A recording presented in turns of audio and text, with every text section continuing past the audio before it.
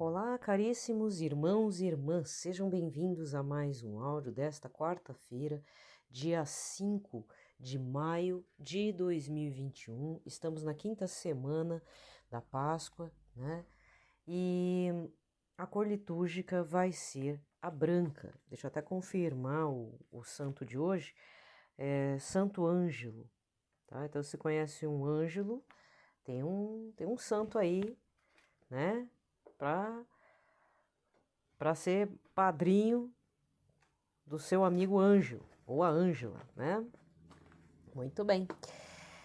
Lembrando também que nesta semana, principalmente a leitura do Evangelho, né, do quinto domingo da Páscoa, foi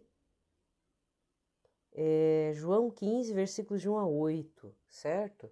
Que é o Evangelho da vida, que Jesus se identifica como a videira, nos chama como ramos, né? Então o ramo não está longe da videira principal, do caule principal, da raiz principal, e é também o evangelho do me poda, né? Podai-me, Senhor, ou poda eu, certo? Domingo passado, o outro domingo, quarto domingo da Páscoa, era Jesus Bom Pastor, né? Então foi todo um trabalho depois de três domingos e 3 semanas inteiras em que era necessário estarmos ali reafirmando que Jesus ressuscitou, ressuscitou, ressuscitou, agora é o momento do aprendizado, né? Uma questão catequética, talvez esteja falando bobeira, né? Porque eu falar bem a verdade, essa parte de teologia, essas coisas, eu não sei. Então, a partir do que eu vejo, o que eu li, da escritura, das leituras nesses anos que eu voltei para a Igreja Católica, então pelo meu estudo pessoal, pelas minhas impressões, pela meu cotidiano, porque tem que ruminar, como diria o Monsenhor Jonas Abib, né, no livrinho A Bíblia no Meu Dia a Dia, tem que digerir a palavra, meditando, meditando, meditando. Às vezes esse processo também meditativo não dura o dia inteiro, às vezes é a semana inteira, às vezes é o mês inteiro, às vezes aquilo fica grudado na cabeça, às vezes fica por poucas horas aí, entendi, ou acho que deve ser isso, né? Então, por causa dessas impressões, que pode estar errado, eu tô dando aqui meu pitaco. Então, na primeiro momento aqui, estou dando pitaco da liturgia desse domingo que acredito deve permear todas as leituras dessa semana, de segunda até sábado, agora, sábado, dia 8, tá? Mas é aquela coisa, né? Convido a todos vocês a fazer a sua leitura bíblica, seu estudo da palavra. Então, tem várias formas de leitura da palavra, mas a que eu conheço, que eu sempre divulgo, é o livrinho mesmo, que é o guia de estudo, a Bíblia no meu dia a dia, associada à Lectio Divina ou leitura orante, que no caso a leitura orante eu me utilizo aqui do Bispo Dom Peruso, é um livretinho inclusive, tem pela editora da Arquidiocese de Curitiba, bem baratinho, acho que é R$ 5, acho que é 5, ou até menos. Ele tem 5 passos, mas um dos passos que eu mais me utilizo, juntamente com o método do Monsenhor Jonas Abib, é se colocar ali no cenário em que Jesus está falando com os apóstolos, ou aquilo que está acontecendo no que a leitura diz. Então, se de repente é uma leitura de São Paulo, primeira leitura, ou a segunda leitura, se for um domingo ou um dia de festa, ou uma memória importante de um santo, é Paulo falando. Então, eu tenho que estar ali, entre os ouvintes, ouvindo São Paulo falar, né? Se for alguma outra parte da Bíblia, um Antigo Testamento, se for um momento de Moisés, tem que estar lá junto com Moisés, né? Estar fazendo esta vivência, né, gente? Então, bom, eu vou já encerrar aqui a primeira etapa do Pitaco. Não era para ser, era para ser para depois, né? Mas não tem problema, né? A gente até porque eu não tenho assunto para falar, tô gravando antecipado para evitar atrasos, tudo. Talvez eu tenha atraso para fazer a subida do áudio, mas tirando isso, né? Eu prefiro não ficar mais comentando problemas, né? assuntos sanguinolentos, falta de vacina. Apesar que eu vou ter que falar aqui no primeiro momento um assunto bem delicado, não sei se você já viu, mas como eu acompanho a Folha de São Paulo, acompanho outros canais de notícia internacional, El País, Brasil, mas tem, tem outros canais de notícia em espanhol, em inglês e tudo, às vezes até o italiano, a RAI, né? E fora que apareceu também no Domingo Espetacular a situação da Índia. Até o pessoal em casa que estava junto, poxa, mas as pessoas lá cremam, porque tem crematórios coletivos. Estão morrendo muita gente de coronavírus, as taxas de morte por coronavírus têm aumentado. E lá, gente, lá não tem nem água tratada. A Índia deve estar do mesmo jeito que era, talvez, há uns 100 anos atrás, tudo atrasado lá.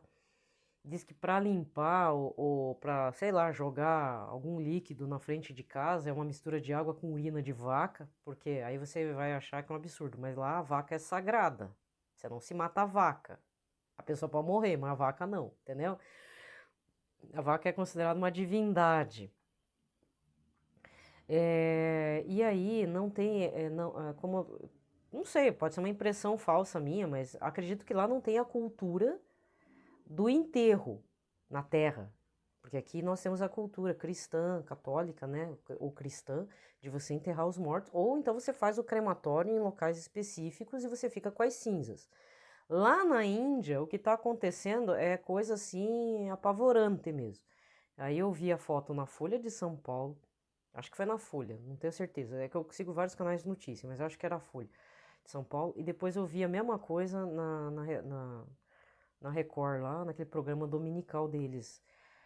Crematórios públicos, só que lá não se guarda as cinzas, né? Porque a cultura de lá, se não me engano, é cremado o corpo e as cinzas é jogada no rio Ganges, que o rio Ganges é um rio sagrado para os hindus, na sua grande maioria. Meu Deus.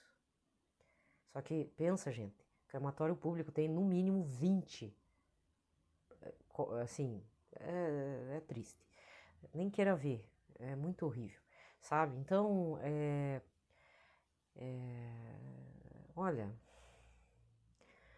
se você, eu sei que talvez muita gente perdeu aí conhecidos pelo coronavírus, ou tá com algum conhecido ou familiar sequelado pelo coronavírus. Se estiver vivo, mesmo sequelado, agradeça pela vida dele, né?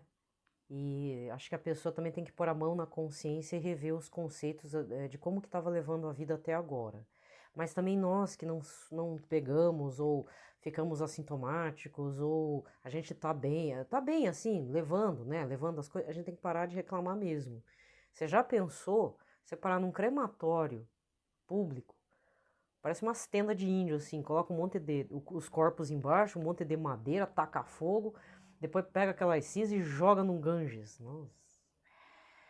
Ui, né? É uma situação para mim é apavoradora, assim, é muito, sabe, a gente tem uma cultura completamente diferente, né? E essa questão da cultura dos mortos, de como que lidamos com a morte, com os mortos, isso reflete mesmo a nossa nação, uma cultura ou seja ocidental, porque enterrar ou cremar da forma mais com todos os requisitos de segurança, né?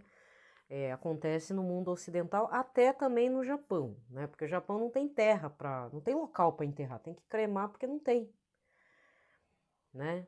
E aí, para finalizar o assunto mórbido sobre como lidamos com os mortos, aí eu lembro que eu vi esses tempos, acho que foi uns 3 anos aí, eu vi um documentário a respeito da cultura no Tibete, como é que as pessoas viviam, mas também como é que lidavam com o sepultamento. Nossa! Tá, se você acha que na Índia é triste, ainda mais nessa situação de pandemia, não sei como é que tá no Tibete hoje, né? Mas antes da pandemia, o que que eles faziam? O Tibete é uma cadeia de montanhas, né? Dominado pelos chineses e tudo, mas ainda eles mantêm a cultura. Tem lá seus monges também, ainda mais pessoal mais isolado. Mas eu tô falando daqueles povos no Tibete que realmente é lá em cima na montanha, ainda no pé de outra montanha maior. A pessoa morreu. chamam um monge budista para fazer as exéquias, né, para você entender. Eles fazem as orações, porque eles são bem, assim, bem religiosos nessa parte da morte, porque eles acreditam em reencarnação, isso é próprio do budismo, e chamam um carinha para resolver o assunto do corpo. Aí já vou explicar. Então vai a família, chora em cima, reza, reza, reza. Aí toda a família sai correndo, leva o monge, a família sai correndo para não ver o que acontece depois com o corpo. O corpo ele é todo, tipo, parece que faz que nem uma múmia, assim. Coloca as roupas, coloca uns negócios assim na pessoa, uns adornos e tal. Deixa ele sentado, eu acho, se não me engano. Aí tem um carinha que faz a parte triste da coisa. Sempre tem a pessoa que faz a parte triste. E o que é a parte triste? Então, não tem terra lá no Tibete, não tem como enterrar. O que eles fazem? O cara chega com aquelas facas de destrinchar frango, sabe? Parece, machadinha, e destrincha o corpo e entrega pros urubus e gaviões ali da região. É o único jeito. Né? E até eu lembro de ter visto numa história em quadrinho, estilo oriental, não sei se aquilo era verdade, mas era a história do Buda. Tinha um artista japonês, Osamu Tezuka, eu acho, ele fez uma série de mangás chamado Buda. E um dos personagens morre, e ali uma mocinha morreu, aí cobriu ela com um monte de flor, numa espécie de palafita, né, para você entender, um negócio alto, perto das montanhas, e deixou o corpo ser devorado pelas aves de rapina. Não sei se isso acontecia de verdade, né? Não sei. Mas era até a historinha do Buda, né? Até estava condizente com o Buda histórico, né? Que eu já às vezes conheci e tudo, era bem. Só claro que tinha aquele viés romântico, os relacionamentos e tudo, porque o mangá japonês é que nem uma novelinha, né? Então eu acho que eram 15 volumes, a coleção completa. Aí você vai perguntar, como é que você sabe? Não, porque eu me desfiz. Eu comprei a coleção uma época, né? Então, e eu já conheci a história do Buda, né? A mãe dele tinha. Eu nem devia estar falando essas coisas, né? Eu não vou falar, não. Se você quiser, você procura a história. Mas senão vai começar a delirar em cima e vai que eu desvirtuo alguém. Melhor não falar essas coisas. Mas tem várias histórias relacionadas ao Buda histórico, né? Ao primeiro, né? O primeiro Buda, né? Como é que é? Siddhartha Gautama, né? Esse é o primeiro, lá na Índia. Né? Então a história se passou lá na Índia, tá tem umas informaçõezinhas lá. E realmente o final da vida dele realmente foi o que aconteceu no final da história. Vou dar um spoiler, né? Isso eu vou falar. Ele comeu alguma coisa que deu diarreia e desidratou e morreu. Né? Aí diz que morreu de lado, assim. Por isso que tem umas representações da imagem de Buda, ele tá de lado, com a cabeça reclinada sobre um dos braços.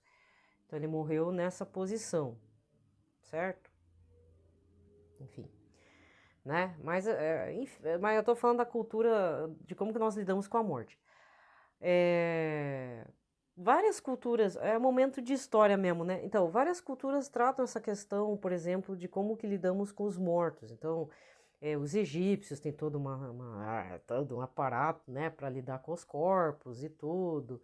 Atualmente, eu acompanho notícias da arqueologia de descoberta de sarcófagos e tesouros, e fora umas múmias que foram enterradas de uma forma estranha. Então, está começando a vir à tona algumas situações assim. Ou até esqueletos encontrados em alguma região lá na parte setentrional da Europa, guerreiros encontrados. Esses tempos aí, poucos anos atrás, encontraram um rei, né? Todo deformado, assim, os ossos totalmente deformados, que era um rei maldito lá na Inglaterra, que o pessoal não gostava e o homem foi meio que morto, assim, num charco lá. Aí no final, passou o tempo, ninguém sabia onde que o homem tinha morrido, ninguém sabia onde que o corpo foi deixado. Aí, num estacionamento de shopping, foram fazer sei lá o que eles iam fazer, se iam modernizar o negócio, e encontraram uma alçada totalmente estranha, porque os ossos estão todos deformados. Aí foram fazer o DNA, era o rei maldito lá de um período muito odiado, e foi morto assim num local desconhecido, ninguém sabia onde que foi parar o corpo e estava lá, embaixo de um estacionamento de shopping. Foi encontrado esses 2, 3 anos também, né? Então, tem toda Aí já é um caso de assassinato, mas, no geral, toda a cultura, seja ocidental ou oriental e específica, né, que no caso do Tibete, no caso do Japão, no caso da Índia, existem situações ainda hoje, né, que só a antropologia explica, né? Só a parte antropológica e sociológica pode explicar. São culturas que são muito diferentes no trato com os mortos, mas isso envolve também religiosidade, espiritualidade, uma cultura religiosa envolvida, né? Mas de qualquer forma, voltando ao primeiro assunto, é um caso muito, muito triste, né? Por isso que o coronavírus não sai da Índia. Mas a gente não pode ficar feliz também. Mas terminando o assunto sobre a questão do coronavírus, saiu aqui no jornal da minha cidade, porque aqui o negócio tá pegando feio contra as festas clandestinas. Eu não sei se li certo, é que eu não consegui acessar a reportagem completa porque eu preciso ser assinante do jornal, né? E eu não tô muito afim de assinar o jornal porque eu conheço esse negócio de assinatura desse jornal. Depois aumenta o valor e depois não tem como desvincular, não tem como deixar de assinar o negócio, sabe? Então eu prefiro nem começar. Mas agora eu não sei se é a prefeitura ou o estado do Paraná, eu acredito que é a prefeitura mesmo. Arrecadou-se, então só para você entender, valores, arrecadou-se mais ou menos 8 milhões de reais, eu acho que é esse o valor, um valor alto, muito alto, em multas por CPF e CNPJ. Então, quando eu falo CPF é por pessoa que estava aglomerada, e CNPJ é o local onde fez a festa clandestina. Então, foram arrecadados 8 milhões, eu acredito que não foi só na cidade de Curitiba, acho que foi no Paraná inteiro, de multas relacionadas a festas clandestinas e também porque estavam colocando em risco a população em geral. Gente, para um estado só, 8 milhões é muita coisa. Não estou falando 8 mil, é 8 milhões. Porque pelo que eu me informei, eu nunca me aglomerei, nunca me hei de aglomerar-me, né? Mas a pessoa que faz ali e é reincidente, a multa dobra. Mas que eu entendi, a média de multa é entre 2 mil e na reincidência 5 mil reais, se for CPF. Aí esses tempos eu comentei, né, que teve gente que se aglomerou no Canavial. Isso acho que foi no meu estado. Acho. Acho que foi. Cara, você pensa, fazendo festa no Canavial. Né? Aí, logicamente, o cara tem que receber uma multa, ainda se aglomerando sem máscara e tomando todas, né? E recentemente teve vários fechamentos. Aí todo final de semana tem uma festinha clandestina no porão de um bar, num lugar aí, numa casa. E a polícia tá de olho, né? Porque o policial já é treinado, ele sabe quando o negócio tá estranho, né? E ainda por cima ainda prende o traficante lá vendendo drogas. Aí fechou, né? Fechou tudo. Então, eu não sei onde é que você mora aqui no Brasil, mas fale aí se você tem contato, né, com o governador ou com o prefeito, ou você tem uma ouvidoria, sei lá. Cobre da sua autoridade estadual e municipal que sejam feitas leis em que haja um aperto aí, né, nesse povo que se aglomera bebendo, eu tô falando que nem o da Atena, né, que fica bebendo, se aglomerando clandestinamente, porque é a única forma seja o aparelho público conseguir arrecadação. É o único jeito, né? Porque os empresários mesmo não estão conseguindo trabalhar, certo? Então, nada mais justo manter os tributos e tudo o aparato público, né? Até quem é servidor público depende do dinheiro que vem dos impostos. Então, se não está vindo imposto do ICMS, do restaurante que fechou, da indústria que fechou, da indústria que teve que mandar embora um monte de gente, então né, uma carteirada de multa na cara desse povo. Porque tá podendo gastar quinhentão numa entrada de festa clandestina que acontece aqui, mais gastar na consumação. Ué, então paga 2 mil reais, 5 mil reais aí de multa. Ah, eu falei mesmo. Eu só não falo bem feito porque não pode, né? Mas você entendeu, né, o que eu quero falar. Certo? Então, se você não mora, claro, não vai morar no meu estado do Paraná, né? Vai ser muita coincidência. Então, se você mora em outra região, você tá me ouvindo, cobre das autoridades aí do aparelho público, polícia, parte sei lá, do Ministério Público, não sei quem que vê essa parte, quem que legaliza esse negócio, e bote morto mesmo. Só assim pro povo brasileiro mais craquelento da cabeça aí poder entender que a gente não tá para fazer festinha, né? Ou então reverter esse dinheiro para a rede do SUS, né, gente? Porque, ó, falta medicamento, falta funcionário, o funcionário já tá surtando, o médico, intensivista, o enfermeiro, um monte de situação. E tá faltando dinheiro, UTI é cara, já expliquei que UTI é cara, extremamente caríssimo, certo? Então, primeira etapa eu falei aí, tá? Esse é o pitaco do dia, da quarta-feira. Ai, não ia falar, falei. Falei. Então, vamos lá. Pelo sinal da Santa Cruz, livrai-nos Deus Nosso Senhor, todos os nossos inimigos, em nome do Pai, do Filho e do Espírito Santo. Amém. E assim, gente, para conhecer um pouco dos povos, assim, fora do Brasil, o único jeito é ver uns documentários, né? Então, em vez de ficar vendo, claro, eu vejo esse tipo de situação porque no final é até para saber o que acontece no meu bairro, né? Tomar cuidado aí com o povo que fica roubando, batendo em mulher, dando tiro, atropelando, sabe? Essas coisas. Tanto é que o bairrão aqui também não é muito tranquilo. A justificativa, né? Mas eu também vejo documentários, gosto muito, assim, porque como eu nunca viajei, ainda mais agora na pandemia, não tem como viajar mesmo, né? Então é o único jeito de saber como é que... É sempre aquele olhar e aquela pergunta. O que essa tribo indígena, o que essa comunidade de outro país, o pessoal do Tibete, de outra religião, que já veste diferente, come diferente, fala totalmente diferente, pensa diferente, quais são as semelhanças e diferenças que me aproximam enquanto seres humanos, enquanto me faz ser pertença desse irmão lá no Tibete, né? Então tem a parte ali também, as semelhanças e diferenças com a cultura minha e a dele, certo? Senão tem gente que também acha chato ficar vendo documentário de bichinho, de não sei o quê, mas é legal ver. A gente aprende um pouquinho mais, né? Em vez de ficar falando da vida dos outros, e ter assunto para falar também. Apesar que esse tipo de assunto, dependendo do seu círculo de amizade, não vai resolver muita coisa, mas já é assunto para engatar com alguma... Vai que dá certo, né?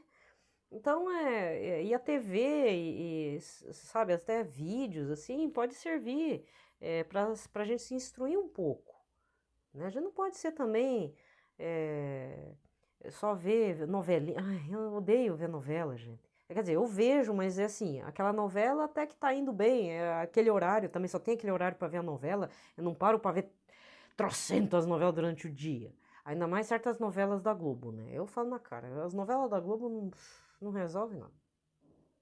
Mesmo sendo históricas, assim, não me apetece. O único, tem poucos, assim, que talvez eu possa indicar. Quando eu indico, é da década de 80 para começo dos 90, porque ainda é baseado numa literatura brasileira, né? E às vezes ler aqueles livros daquela época, século XVIII, século XIX, começo do XX, é difícil de digerir, né? Por exemplo, O Tempo e o Vento, Grande Sertão Veredas, entendeu? Que aí eram grandes produções que é baseado na obra literária. Agora, tirando isso, essas coisas que eu vejo é só para forçar a cabeça para dizer, por exemplo, tem uma série aí que eu acho ridícula. O cara que é pegador de um monte de mulher. Ah, é todas as mulheres do mundo. Como se isso fosse normal. Quer dizer que a prostituição masculina, quer dizer, não é prostituição, você não pensa que a prostituição é algo que você paga. Não. Você sai com um monte de mulherada porque, eu não consigo me fixar em nenhum relacionamento, mas eu gosto de todas. Cara, tenha vergonha na sua face, né? Isso eu não concordo. Entendeu? E fora que é só reparar também em todas as novelas globais, não só globais, as outras também quando falam de coisas do tempo contemporâneo. É sempre discussão entre o casal. Na hora que tá começando a engatar o negócio, aí começa uma gritaria. Pode reparar, uma gritaria, histeria mesmo. Isso eu cheguei à conclusão, na minha humilde opinião, que é uma questão subliminar mesmo. Na hora que a gente está bem, a gente precisa ter um confronto. Fica no subconsciente, penso eu. Por isso que essas coisas não pode reforçar muito. Desliga. Então, vê um documentário, vê uma coisa Ah, pode até ser aqueles programas de pesca, às vezes você acaba aprendendo. Eu odeio aqueles programas de pesca. Tem um canal aí que só mostra o programa de pesca na rede aberta. Mas às vezes a gente aprende, que nem eu aprendo lá o tipo de peixe, que região que o cara foi e pescou desde um lambari até um tucunaré, né? Aí talvez você não saiba o que é um tucunaré, mas é o peixe considerado o peixe esportivo. Ele é tão brabo, ele é um peixe pequeno assim, um pouco pequeno. Aí, comparado com dourado, né? Ele é meio guerreiro, assim, na hora que ele é pescado. Então, o cara tem que ficar lá lutando com o peixe até vencer ele. Aí pega, tira a fotinho e solta. Então, essa pesca esportiva, né? Então, às vezes você tem que saber também o que existe aí por aí, né? Em vez de ficar vendo só surf, só aviãozinho, sei lá, automobilismo, Fórmula 1, né? Fórmula 1 mudou de canal. Fórmula Indy, nossa, trocou tudo. Fórmula Indy foi para o canal da Cultura e a Fórmula 1 foi parar na Band, virou uma bagunça esse negócio. A cabeça minha não funciona assim, né? Só ver isso também não vai resolver, né? Então, dei o pitaco da semana. Pelo menos o pitaco era para ser leve, né? Mas eu falei de morte, de repente te dá uma sensação ruim. Ui. Então vamos lá, vamos rezar aqui para São José, pedindo, né? Estamos no ano extraordinário dele. Vamos rezar para o Papa Francisco, Papa Bento XVI, emérito. Não tenho notícias do Papa emérito, mas deve estar bem, né? Deus dê muita saúde para ele e preparar ele no Sagrado Coração de Jesus, né? A gente nunca sabe o dia de amanhã. Rezando também pela saúde e restabelecimento aí do bem-estar do Monsenhor Jonas, do Padre Marlon Múcio, do Padre Ronei, que são bom, o Sr. Jonas, você sabe que é da Canção Nova, mas o Padre Marlon Múcio e o Padre Ronei são aqui da internet, são aqui, ó, logo aqui da internet, do Instagram, das redes sociais e tudo, mas também rezando pelos nossos padres, nossos párocos, os bispos, arcebispos e tudo mais, bispos auxiliares, né, logo aqui, ó, né? Mas a gente reza também pelas vocações, para que não desanimem e não desistam de ser padre, né? Porque vai que a tentação é grande. Às vezes eu fico bem preocupada, assim. Eu vou fazer outro pitaco. Então, quando eu me formei, já tem tempo, né? Em 90, até coincide com a morte do Ayrton Senna. Falando de pessoas que faleceram. 27 anos, né? Então eu entrei em 94 também. Então, realmente não tem como esquecer o ano que eu entrei, porque foi o ano que o Ayrton Senna morreu lá em Imola, né, na Itália. Aí, nesse meio tempo, eu fiz estágios, tudo. E nesse período, então, entre 94 e 97, então, eu fiz estágios em algumas escolas. E naquela época já havia não tô criticando, é crítica, vai só como crítica, tá? Mas é uma observação. Teve um professor de história, porque que nem eu falei, mesmo formado em filosofia, dá para dar história e geografia. Além de hoje dá para dar filosofia. Naquela época nem tinha disciplina de filosofia ainda. Aí a nossa professora falou assim, ó, vocês vão, uma equipe, um grupo aí, vão para tal escola, e lá o professor de história, e não sei se era o diretor, é um ex-padre. Aí a professora falando daquele jeito, né? Tipo, um ex-padre? Porque não sei o que... na época, o que tem, né? Deixa a pessoa não quis ser padre, tal.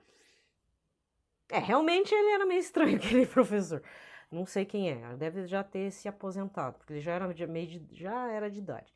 Aí, em 2016, eu consegui entrar num PSS, não vou citar o nome da escola para não também entregar o padre, o ex-padre. Aí me chamaram para dar aula de substituição de uma semana, foi uma semana mais bacana que eu tive. Assim, eu nunca tinha dado aula, mas foi uma semana assim muito bacana. Em uma semana eu me peguei com todo mundo lá, alguns professores, colegas de outras disciplinas e os alunos também. E aí conheci o professor que eu estava dando as aulas, porque ele estava de licença, né? Ele tinha licença paternidade. Aí fui descobrir era um ex-padre. Mas eu não conheço ele, não sei se é da arquidiocese daqui, nunca tinha visto aquele senhor. Senhor, da minha idade, né? Acho que um pouquinho mais velho que eu. Aí os alunos amavam o professor, porque é padre, aí as crianças, principalmente os pequenininhos, ai, professor, já voltou, e vai lá e abraça e tal. Não, mas é uma gente super boa, pessoa boníssima, assim, mas parece que ele tinha tido um filho e foi para licença maternidade e paternidade e não era mais padre, lógico, né? Aí caiu aonde? Caiu no sistema público de educação, né? Vai fazer o quê? Gente, vai fazer o quê? O padre é formado em filosofia e teologia, então nada mais justo ser professor, né? Mas aí, nesse período, eu já senti, assim, que é uma situação diferente da época que eu fiz o primeiro estágio, que eu conheci o outro ex-padre, é uma situação um pouco complicada, né? Porque para ser padre, gente, não é profissão. O padre Marcelo Rossi já fala sempre, ser padre é uma vocação de Deus. É o próprio Deus, o próprio Jesus que suscita esse amor, essa vontade. São 2 faculdades, ainda tem uma sabatina, né? Vira diácono temporário, transitório, depois passa, vai para uma, digamos assim, uma sabatina da comunidade, perguntando se a pessoa realmente tem um nome a zelar, uma família a zelar, enfim, toda uma situação que depois eu vim descobrir. E ainda pode pipocar o assunto no meio, né? Acaba não podendo virar padre. Certo? Então é um processo longo, fora a ordenação, tem todo um rito, um significado. E mesmo que aconteça alguma coisa lá na frente que a pessoa queira ser pai de família e não quer mais ser padre, para Jesus e Nossa Senhora, os consagrados, principalmente esses consagrados freis e padres, eles nunca vão deixar de ser freiras, freis e padres. Mesmo tendo filho, mesmo acontecer uma situação de vida no mundo secular, alguma coisa assim, tá? Então, se você é daquelas pessoas que fica falando umas besteiras, ainda mais relacionada a um padre da mídia, tá? Não é o padre Manzotti, é um outro. Que inclusive tem um programa na Canção Nova, não sei se ainda tem lá, né? Mas tinha um programa, a direção espiritual com o padre... Aquele que fica fervendo com o Evaristo Costa lá no Twitter, entendeu? Ai, porque tinha mais aqui em casa. Não, não mesmo. Porque aí a gente tá vendo a pessoa como um profissional do sacerdócio. Não é. Ele é padre, o sacerdócio, ele é sagrado. O sacerdócio, então não é errado falar que é sagrado mesmo, tá? Ele não é só uma mera espiritualidade, não estamos falando de um monge budista, não estou falando de um pastor, não, eu estou falando de um sacerdote que é o representante de Cristo na Terra, né? E, como diz no livro azul do Padre Gobi, são os filhinhos preferidos de Nossa Senhora. Lógico que tem uns que ela sabe que são os revoltados, né? Mas ela ainda tem predileção ainda por quais filhos prediletos. Mas todos são filhos prediletos de Nossa Senhora, mesmo alguns padres renegando Nossa Senhora.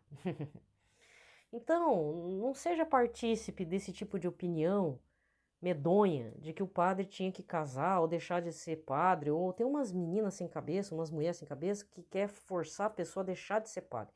Isso é um pecado grande, gente, porque você já pensou depois de ter que enfrentar lá no juízo final o olhar severo de Nossa Senhora e Senhor Jesus? Você tá louco? Tá louca?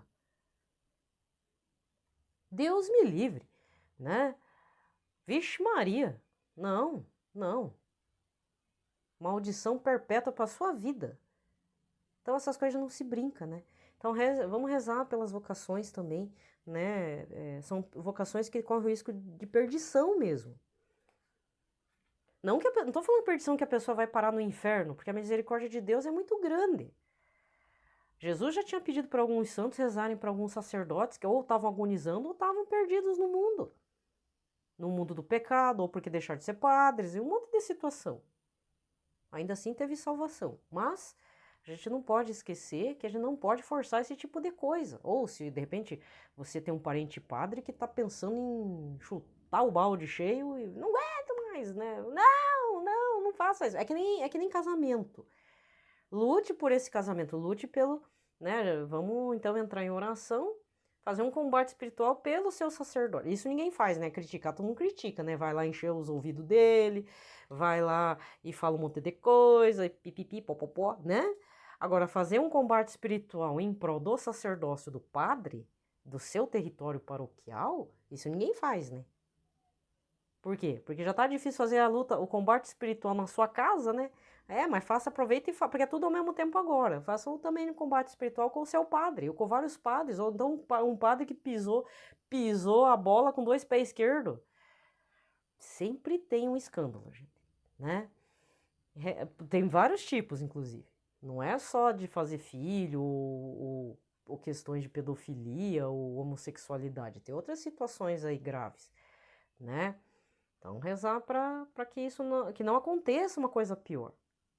Porque são pessoas que estão numa situação em que o mal cerceia. Então, eu não vou colocar o demônio na parada, mas eu vou dizer assim: o mal cerceia o ministério dessas pessoas, o sacerdócio dessas pessoas, o trabalho, a vocação delas de uma forma violenta e virulenta, né? Então a gente tem que estar sempre cuidando em oração, em jejum mesmo. Não precisa falar, então não precisa. Você faça no silêncio, Deus está vendo, tá? Mas faça porque é o melhor para todos, para você, para ele, para a família do padre, tá? É muito importante isso. Então não é o momento, né? Nem sei porque eu tô falando essas coisas, mas assim, me veio, né? Então não seja partícipe da queda de um padre. Não seja. Deus me livre, já não tem padre, né? Já não tem quem queira ser. Ainda isso. O inimigo quer mais mesmo é que não tenha padres mesmo, que o objetivo dele é acabar com as missas. Já começou agora com essa prévia aí do coronavírus, com lockdown, bandeira vermelha, não pode se aglomerar, porque não pode isso, não pode aquilo, tá? E depois? Vamos acabar com o seminário? Ah, não vale a pena ser padre, vamos casar todo mundo. Não é assim, não.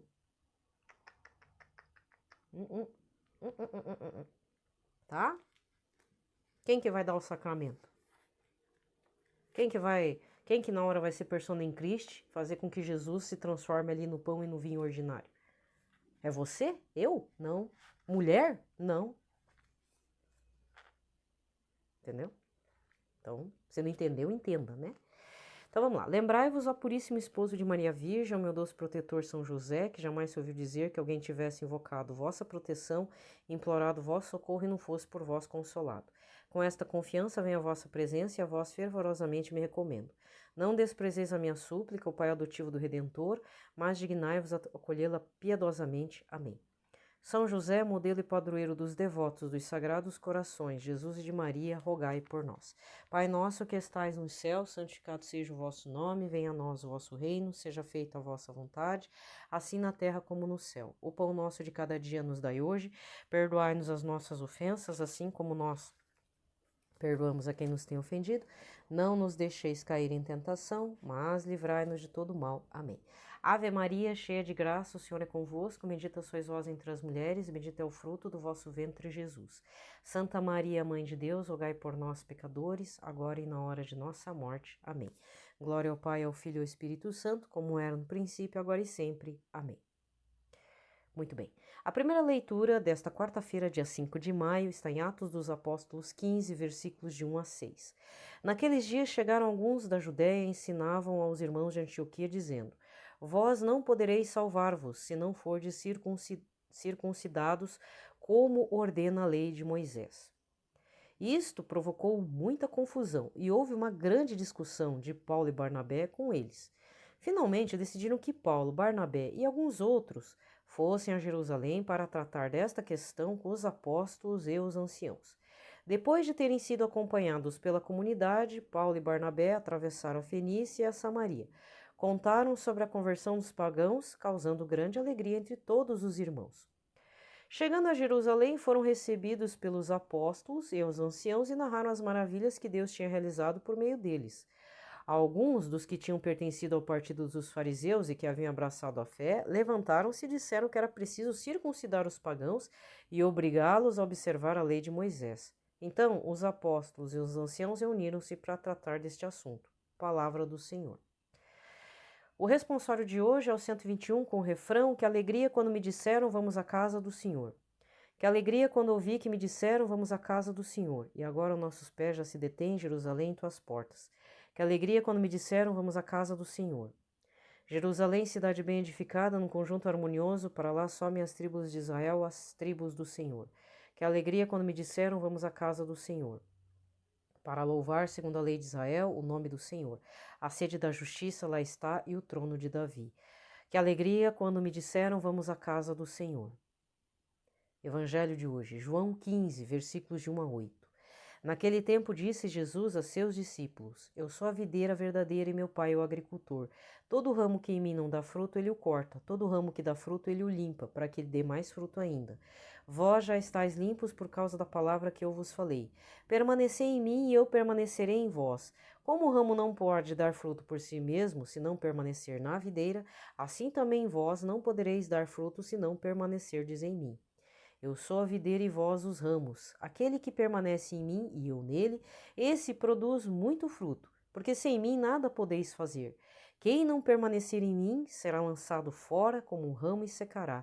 Tais ramos são recolhidos, lançados no fogo e queimados. Se permanecerdes em mim, minhas palavras permanecerem em vós, pedi o que quiserdes e vos será dado. Nisso meu Pai é glorificado, que deis muito fruto e vos torneis meus discípulos. Palavra da salvação. Bem, eu já falei no começo do áudio, mas se você perdeu, né, às vezes você está buscando ali uma parte específica do áudio. Então, o evangelho desse domingo, que é o 5º domingo da Páscoa, João 15, versículos de 1 a 8, que é o mesmo evangelho de hoje, né, está sendo reafirmado. Mas a parte mais importante, e a única observação que eu vou fazer, porque o áudio está chegando no seu... Eu não posso passar dos 50 minutos, né? A observação na primeira leitura é o primeiro concílio, porque você já deve ter visto na história, né? Vários concílios, concílio de Trento, concílio disso, concílio daquilo, para normatização da Igreja Católica. É para você entender isso. O primeiro concílio da história foi esse encontro de Paulo, Barnabé e os apóstolos e anciãos em Jerusalém, para discutir essa questão que amanhã a gente vai estar vendo, né? Se os pagãos convertidos precisavam tirar a pelezinha do pênis lá, fazer a circuncisão. Tem uma questão higiênica envolvida também, mas é uma lei de Moisés, né? E agora, fazemos a lei mosaica acontecer ou estamos realmente lidando com a boa nova de Cristo? Aí que tá? Aguardem os próximos capítulos. Mas vamos falar agora, terceiro momento do áudio, um parágrafo então do Tratado da Verdadeira Devoção à Santíssima Virgem de São Luís Maria Grignion de Montfort. Eu vou falar do parágrafo 131, respostas a algumas objeções, tá? Não se pode objetar que esta devoção seja nova ou sem importância. Não é nova porque os concílios, os padres e muitos autores antigos e modernos falam dessa consagração a Nosso Senhor ou renovação das promessas do batismo como de uma prática antiga, aconselhando-a a todos os cristãos. Esta prática também não é sem importância, pois a principal fonte de todas as desordens e consequente condenação dos cristãos está no esquecimento e indiferença por esta renovação. Bem, eu vou terminar falando, acompanhe um canal no Instagram chamado Sociedade Newman Brasil. É todo esse nomão aí, nome grande. Se não me engano, eles colocaram a importância, segundo o cardeal Newman, que hoje é santo, considerado santo, a importância de repetir algumas fórmulas oracionais aprovadas pela Igreja Católica. Tá? Eu não vou entrar em detalhes, se eu puder, se eu lembrar amanhã eu falo, se não, deixa quieto, procure lá se você tiver interesse. Existe um motivo, né, e o próprio cardeal está falando por que a gente tem que seguir, por exemplo, uma Ave Maria, um Pai Nosso, e não ficar rezando conforme a cabeça. Isso bate de frente com o pessoal da RCC, né? Mas eu acho que é válido essa questão, porque também reflete isso que está falando aqui no tratado. Por que a gente faz a consagração? Porque tem muitos porquês, né? É como se ele falasse para as pessoas relativistas de hoje. Gente, desejo a todos uma ótima quarta-feira, uma ótima quinta semana da Páscoa, ainda estamos no período pascal, a gente já vai chegar para a Assunção do Senhor em breve, depois Pentecostes, né? Então já estamos chegando também no seu término, esse período, e vamos voltar ao tempo comum. Desejo a todos, fiquem na proteção da Sagrada Família e paz e bem a todos.